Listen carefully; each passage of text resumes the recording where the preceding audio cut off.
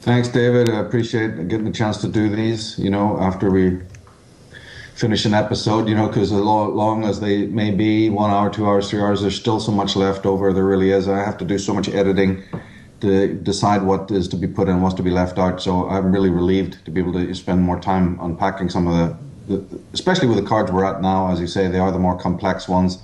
There's a major shift of gravity.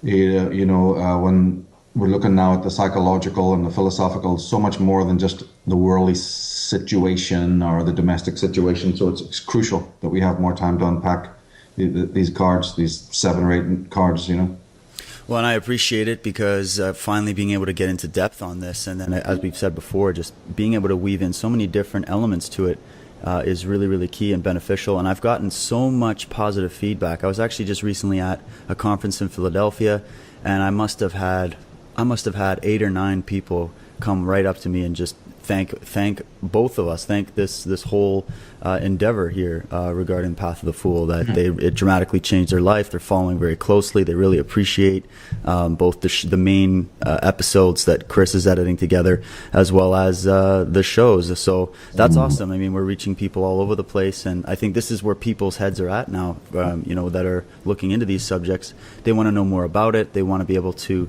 really peel back the layers, get into history a little bit, which you did in this card, which is really interesting, and then also try to decipher these elements of consciousness. So, this card, this concept of death, where did you really want to start here, Michael? I mean, we could get into the symbolism, we could get into any of these things, but just looking at things you were mentioning about the cycles of time and the cycles of consciousness.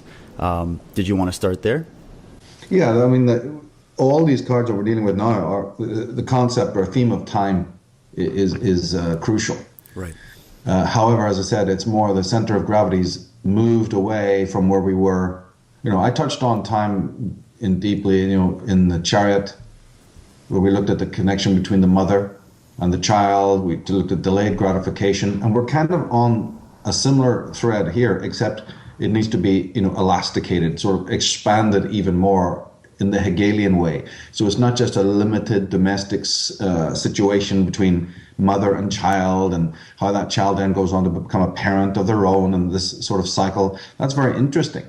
But my God, what we're dealing with now is something that's epochal, which is going to look at who we are, And as you said, people are coming up. I'm getting the same thing with emails, There's a relief, not just because that you're confirming what people have read or what they know, or even what they may have meditated on themselves, but there's almost this emotional reaction to the series now, where it's more than just knowledge of the head. It's actually something that's confirming that, there's something of the heart involved here, like what Freud talked of as the knowledge of the heart that Schwala de Lubitsch also mentioned, and that the other brain. The brain of the stomach, it's like your warrior theory, right? There's the body, there's the intelligence of the eye. So I've been trying so much to include that, as opposed to say, okay, 2 and 2 equals 4. This is another lesson. Welcome to the class, in the way that, say, a scientist or materialist would focus, proving facts, proving or learning a methodology. No, we're digging right down into the depths of the cauldron. The next card even says, "Come to the center of the earth. There you'll find the philosopher's stone." That's what this series is meant to do. Even thematically, let's try to get down to the questions that anybody in a millennia from now would be asking, and what at the time of Plato and before people asked. Let's get beyond the creed, the class, the status, the level of wealth, even the levels of intelligence, as I said, when it comes to our classy, cerebral sort of way of looking at the world. Most people now are urbanites. They don't spend time in nature. You and I were speaking about this when we talked about the flat earth. They're living in flat earth, all right. In the city is subliminally the flat earth, right? The apartment, the pavement, the cityscape. That's about as flat as you can get, and it flattens the mind. Nobody's in the raw. Nobody's amongst the mud. Nobody's, standing in the middle of the stream anymore. Nobody's out feeling the breeze in nature anymore. So we're very urbanized, and that means we're also very heady and cerebral. So in the series, the sort of intention there, especially in this one, Chris, put in some bird song. There's a lot of stuff we did subliminally there, to say that, look, these are the questions that whether there's a city life or not, whether you become urbanized, whether you're, a headline reader, whether you're taking a class, there's something so much more about your being. And that's about the body. Is the skin breathing?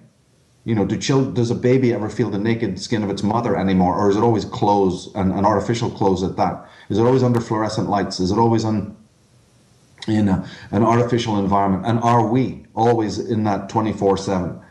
So again, it's about stripping that all away and getting down, down, down into these archetypal questions. And whether we use Jung to do that, or we use Freud, or we use Hegel or Schelling, that's sort of important to a degree. But it's more about, I just do that because I believe these men did the same thing. In short, I'm using the men that I believe, like the William Blakes and Otto Ranks, are the ones who already asked these questions before and went deeper than we could ever go. So it's absolutely essential that we use respectfully their work, because they went ahead, the Jacob Boehms and stuff like that. So I'm glad to see it unfolding. Me and Chris were talking about the next one, which I think may even turn out to be my favorite. I was a little worried that it wasn't going to come out strong, but from my notes and laying it together now, it looks superb. So I'm very thrilled about the way things have come out. And again, not just because it's making cerebral people clinching something cerebral which they can run down then and share with their mates or whatever. No, it's happening. It's on a much more archetypal, deeper cellular level, that there's a confirmation going on. That now you don't just think as the body as an attachment to your mind. It's something you need to touch, to engage with, to speak to open a dialogue with. The knowledge of the heart, the bioenergy, the flow of it. So many terms down through the centuries have been used, like prana and whatever, kundalini even. And then we get this kind of false imagery about highers and lowers when we think of the body's energy, because we've inherited some false stuff from the East, about chakras and the flow, sort of from the higher to the lower. And this all came from the priests, who drastically misinterpreted what really bioenergy is all about. There's a flow, all right, but it's not exactly the way it's been presented to us.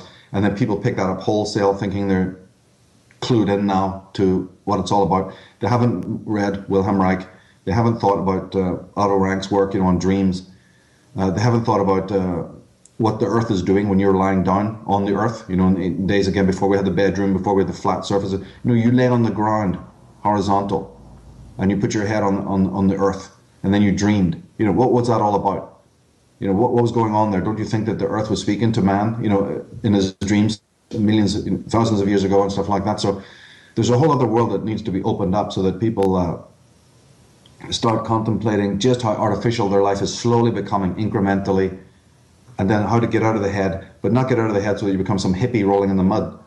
But no, it's another kind of reason, it's another kind of rationality to involve and include the body, because it has its own logic, it has its own underlying wisdom that then needs to be incorporated. So I feel that I've succeeded in just these few cards of Since the Hermit anyway, getting into that aspect, and it ties in very, very strongly with what you're doing as well with martial arts philosophy.